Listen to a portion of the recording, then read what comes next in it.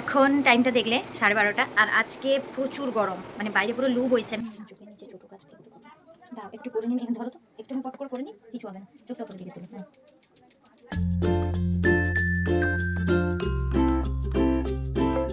তখন বাজে দুপুর 12:30। এখন টাইমটা দেখলে 12:30 আর আজকে প্রচুর গরম, মানে বাইরে পুরো লু বইছে। আমি একটু পরে বাইরে দেখাবো। আর আজকে আমি এখন থেকেই বেরোচ্ছি। আজকে আমার তিনখানা ব্রাইড আছে, তার উপর আমার শরীরটাও খুব একটা ভালো নেই। পেটের সমস্যা, শরীরের সমস্যা, এমনকি পাও কেটে গেছে কাঁচে। তো চলো আজকে কিভাবে তিনটা কাজ করি, সরি তিনটে ব্রাইড নয়, তিনজনকে মেকআপ করাতে হবে, দুটো ব্রাইড একটা পার্টি মেকআপ। তো কিভাবে আমি পুরোটা কমপ্লিট করি, টাইমের মধ্যে পারি কিনা, কি কি সমস্যা হয়, কি কি সমাধান হয়, আজকে সবটা তোমাদের সাথে শেয়ার করব। তো চলো আজকের ব্লগটা এখান থেকে শুরু করা যাক। কাজটি ছিল মের 13 তারিখ, আর এই সময় কেমনভাবে গরম পড়ে তা তো আর আলাদা করে বলে দিতে হবে না। যেহেতু সেদিন আমার দুটো লোকেশনে কাজ ছিল, তিনটে মেকআপ করার ছিল, তাই আমাকে তাড়াতাড়িই বেরোতে হয়েছিল। টাইমটা তো তোমরা দেখলে, প্রচুর পরিমাণে লু বইছিল, তার মধ্যেই আমি কাজে বেরালাম। তবে আজকে ভ্লগের সাথে সাথে তোমাদের সাথে একটা বিষয় নিয়ে আলোচনা করব, যে কোশ্চেনটা অনেকবারই পেয়ে থাকি, যে মেকআপ কেরিয়ারটা নাকি অনেক বেশি লাক্সারিয়াস, একটু মেকআপ করেই আমরা অনেক অনেক টাকা পেয়ে যেতে পারি। তো সত্যিই কি তাই? সেটাই আজকে আমি তোমাদের সাথে শেয়ার করব এবং দেখাবো কতটা কষ্ট আর পরিশ্রম আমাদেরকেও করতে হয়। চলো তার আগে ফার্স্ট ব্রাইডের মুখ থেকে শুনে নেওয়া যাক। কেমন মেকআপ করতে চাইছো বলো? মানে সিম্পল হবে না গর্জিয়াস হবে? না, সিম্পল। সিম্পলের মধ্যে ঠিক আছে। যাই হোক, আমরা যখন কোনো কাজ করি, যেরকমটা সবারই কষ্ট হয় করতে, সেরকম কিন্তু মেকআপ আর্টিস্টদেরও কষ্ট হয়। রোদ নেই, ঝড় নেই, আমাদেরকে কিন্তু কাজে বেরোতে হয়। একটা লোকেশন থেকে আরেকটা লোকেশনে আমাদেরকেও কাজ করতে যেতে হয়। হ্যাঁ, এটা আমাদের পার্সোনাল চয়েস হতে পারে, কিন্তু তার মানে এই নয় যে আমরা কাজ না করে জাস্ট তুলি ছুঁয়েই হাজার হাজার টাকা তোমাদের থেকে ডিমান্ড করি। আমাদেরকে একটা সুন্দরভাবে কাজ করার জন্য অনেক প্র্যাকটিস করতে হয়, একটা ফ্ললেস বেস ক্রিয়েট করার জন্য অনেক প্র্যাকটিস করতে হয়। কাজে যাওয়ার সময় আমাদের সংসার, বাচ্চা কাচ্চা সমস্ত কিছু রেখে যেতে হয়। শরীর খারাপ থাকতে পারে, অনেক কিছু সমস্যা থাকতে পারে, সব কিছু আমরা হাসি মুখে মেনে নিই।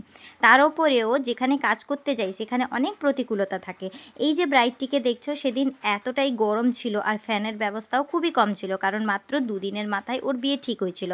তাই আমাদেরকে হ্যান্ড ফ্যান, লাইট সমস্ত কিছু নিজেদের সাথে ক্যারি করতে হয়, যাতে কোনো রকম পরিস্থিতিতে আমরা প্রবলেমে না পড়ি। তো ব্রাইডকে দেখছো ক্রমাগত ও মুখের সামনে বাতাস দিয়ে যাচ্ছে, কারণ শুকোচ্ছে না।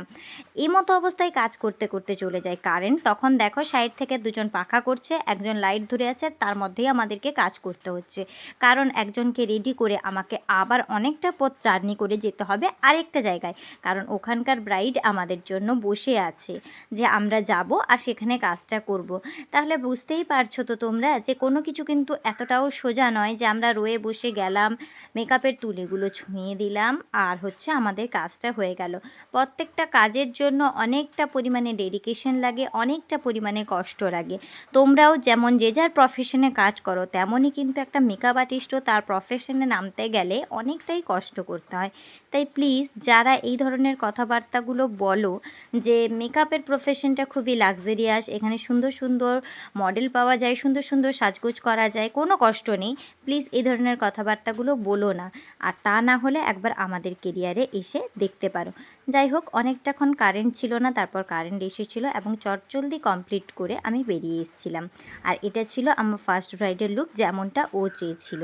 ওর বাড়ি থেকে বেরিয়ে আমি একটা শিব ঠাকুরের মন্দির দেখেছিলাম, ওখানে ঠাকুরের আশীর্বাদ নিয়ে আমি আবারও বেরিয়ে পড়লাম আমার সেকেন্ড ব্রাইডের লোকেশনের উদ্দেশ্যে। প্রথম ব্রাইড এবং সেকেন্ড ব্রাইড একদম বিপরীত দিকে ছিল, মানে একদম উল্টো দিকে বলতে পারো। রাস্তার ডিস্টেন্সটাও প্রায় 40-45 মিনিট ছিল, আর রাস্তাটাও খুব ভালো ছিল না। আর সেদিন আমি টোটো করেই যাচ্ছিলাম, কারণ আমার হাজব্যান্ড কাজের সূত্রে বাইরে ছিলেন, উনি আমাকে কোনোভাবেই নিয়ে যেতে পারেননি, বা গাড়িগুলোও দুটো ব্যস্ত ছিল যে আমি কোনোভাবেই যেতে পারিনি। যাই হোক, আমার সেক্ষেত্রে কোনো প্রবলেম হয় না, আমার শুধু মনে হয় যাওয়া নিয়েই কথা। আর দেখো এখানে কত গাড্ডা ছিল, যে টোটোটা যেতে যেতে আমার তো এতটাই ভয় হচ্ছিল যে কোনো সমস্যা না হয়, কারণ টোটো গাড়ির চাকাগুলো ছোট ছোট হয় না। তো যাই হোক, অলমোস্ট আমরা এইভাবে ব্রাইডের লোকেশনে পৌঁছে যাই। আর এই যে ব্রাইডের লোকেশনে আমি পৌঁছেই গেছি, ব্রাইডের যে বোন ও দাঁড়িয়েছিল আমাকে নিয়ে যাওয়ার জন্য। এখানে তোমরা কিন্তু কোনো প্যান্ডেল ট্যান্ডেল দেখতে পাচ্ছ না, কারণ এদের বিয়েটা লজে হওয়ার জন্য বাড়িতে কোনো রকম ব্যবস্থা হয়েছিল না।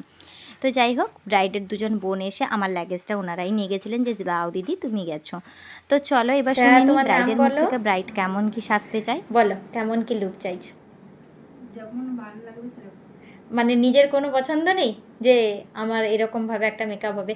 এখন তো সবাই সাবেকি বা ট্র্যাডিশনাল মেকআপ করছে, ডট কলকার সাথে, নিউড লিপস্টিকের সাথে। তুমি কি ওরকম সাজতে চাইছো না একদম রেড লিপস্টিকের সাথে সুন্দরভাবে? কোনটা বলো? রেড লিপস্টিক চাইছো। আর কলকাটা কেমন চাইছো? এখন তো অনেক ডট কলকা চলছে, সবাই একদম ছোটোখাটো কলকা করছে। ছোট কলকা করবে, ঠিক আছে চলো দেখা যাক। তো ওর কথা শুনে যথারীতি আমি ওকে ওর মতো করে সাজিয়ে দিই। কিছুটা আমারও সাজেশন ছিল যাতে ওর ওটাকে বেটার লাগে, কারণ ওরা তো সব কিছু বোঝে না, তাই আমরাও একটু সাজেশন দিয়ে থাকি যদি সেটা ব্রাইড নিতে চায়।